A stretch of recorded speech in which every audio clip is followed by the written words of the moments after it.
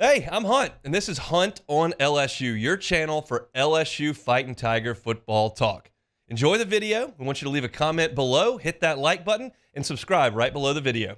Enjoy. Big news from LSU football, literally and figuratively here, with the addition of a new member of the 2025 signing class. That is interior offensive lineman Carrion Kerrigan. He hails from Marion, Arkansas, and I was just talking to back off air, and I was like, look, Arkansas usually does a good job with their in-state crop. It's just not a lot. They usually have to get 3 guys or so out of their in-state, and it's usually not Felix Jones, Peyton Hillis, and Darren McFadden, but they usually have a couple guys that are really good SEC tier prospects, and they do a pretty good job with it. Not this time. LSU goes up to Marion, Arkansas, and snags Carrion Kerrigan. He committed a little bit earlier today. Brad Davis continues to do a phenomenal job on the recruiting trail for LSU. On 3, as I mentioned, has Kerrigan as the #1 interior offensive lineman in the country. They've got him as the #1 player in the state of Arkansas, as to 247 and ESPN. He is a consensus 4-star prospect, a top 25 player nationally on 3. Top 150 by ESPN, top 200 by 24/7. He is 6'4", 320 pounds, and is freakishly athletic. I was over on the Bengal Tiger board, part of the On 3 family over here, Shea Dixon, Billy Embody, and Matthew Bruni. And Shea posted a couple of videos of Kern at 6'4", 305 pounds or so at the time, easily landing backflips. That's the kind of athlete you're talking about with Carrion Kerrigan. And as I mentioned, it's just another brick in the wall here for Brad Davis, who has just done an unbelievable job since he took over at LSU, incidentally from Arkansas, which may have given him some familiarity with that recruiting situation. I should note that Marion, Arkansas, I just looked this up like 5 minutes ago, is right outside Memphis, Tennessee. It is 4.5 hours by car to Fayetteville. It is 5.5 hours by car to Baton Rouge. So not a huge discrepancy, and not necessarily a guy in the backyard of Arkansas, but an Arkansas product and a guy that LSU really prioritized and that they pull in. You all remember when Brad Davis took over the offensive line here at LSU. It was a mess. And he cobbled it together the best he could that first year, and it wasn't great. And then he went to work on the recruiting trail. And Brad Davis has been a great recruiter wherever he has been in the coaching ranks. And his first class at LSU, first full class that he helped bring in, was Will Campbell, Emory Jones, Miles Frazier, Tremont Short, and Bo Bordelon. Campbell and Jones are probably going to go in the first round. They're going to be 3-year starters at LSU. Miles Frazier is also going to be basically a 3-year starter at LSU. Bo Bordelon is working at offensive tackle in his 3rd year in the program. And then Tremont Shorts was a transfer portal lad. They were trying to increase their numbers, and I wouldn't say he was a star, but you went out and made that happen. You got 5 guys in that first year. The second year, they got Lance Hurd, 5-star, in-state, got him in. We know how that story ended, but they did recruit him and get him in. DJ Chester was in that next class. He's now going to be the starting center for LSU 2 years later. Tyree Adams and Paul Mabenga came in as well. That was a 4-man offensive line class. He's never signed an offensive line class smaller than 4. The class is going to be a freshman this year, 2024 class. Cohen Eccles, big-time 4-star prospect. Ethan Callaway, 4-star prospect. Kyrie Lee. Weston Davis, a 5-star prospect. Ori Williams, and then Joe Cryer. Cryer spent 1 spring at LSU, decided to transfer out. That was an in-state guy that I think they thought was worth a chance based on his frame.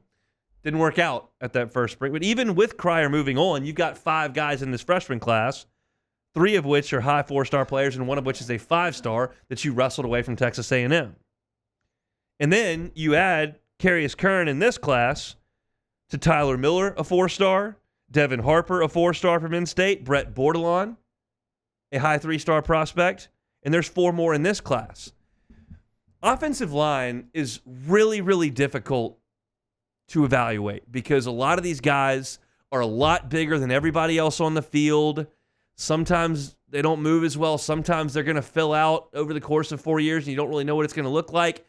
I would suggest that trying to evaluate a running back or a wide receiver is significantly easier than trying to evaluate an offensive lineman. And at times, it can just be a numbers game, a depth game. Make sure you've got enough guys to withstand some attritions, to withstand some guys that don't necessarily work out, to make sure that you've got it figured out. And they have not had to lean on the transfer portal too much with offensive line because they've had such a solid hit rate on high school offensive linemen. Will Campbell, Emory Jones, DJ Chester, all these guys are hits. Miles Frazier came out of the transfer portal, but then when you look at what LSU's going to have to face come January of this year, Campbell's going to be gone. Jones is going to be gone. Frazier's going to be gone. And you're going to need Bo Bordelon and DJ Chester, Tyree Adams, and Cohen Eccles, and Ethan Callaway, and Weston Davis, and Ori Williams, and those guys to assume that role. And you're going to need Carrion Kerrigan and Tyler Miller and Devin Harper and Brett Bordelon to get to campus. And you evaluate the situation. And if you need to go to the portal to add one or two, you can. But this is the mold that Brian Kelly is talking about when he talks about his program as a whole. Brad Davis is following it essentially to a T.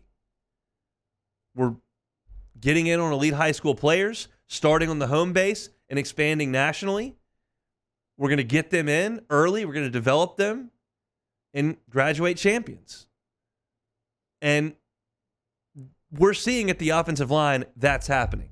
And I feel like at times this can feel like a bit of a broken record.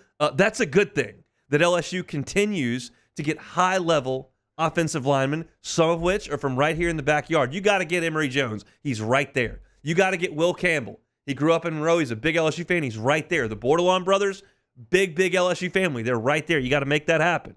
Same thing with Lance Hurd. I know it didn't work out, but again, we're talking about adding depth. It's not always going to work out with everybody. And then when you have to go to get G.J. Chester from Georgia, Paul Mabanga from Georgia, you got to go into Texas and get Weston Davis, Ethan Callaway outside the state. Like, you got to go get those guys. You got to go get them. And then you develop them. And there is no position outside of quarterback that I more so want LSU to excel in terms of recruiting and development and performance than offensive line. It's an offensive sport, and your offense can't function without a quarterback that can figure it out and an offensive line that's humming.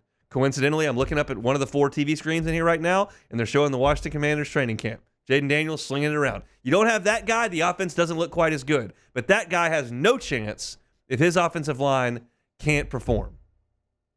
And by every metric that we can come up with here, and by every analyst's opinion, this is the group that is the best on this LSU roster. Saw a graphic that was put out today that was the best offensive lines in the country, had LSU number 1. Think about where this offensive line was when Brad Davis took over in that summer 3.5 years ago.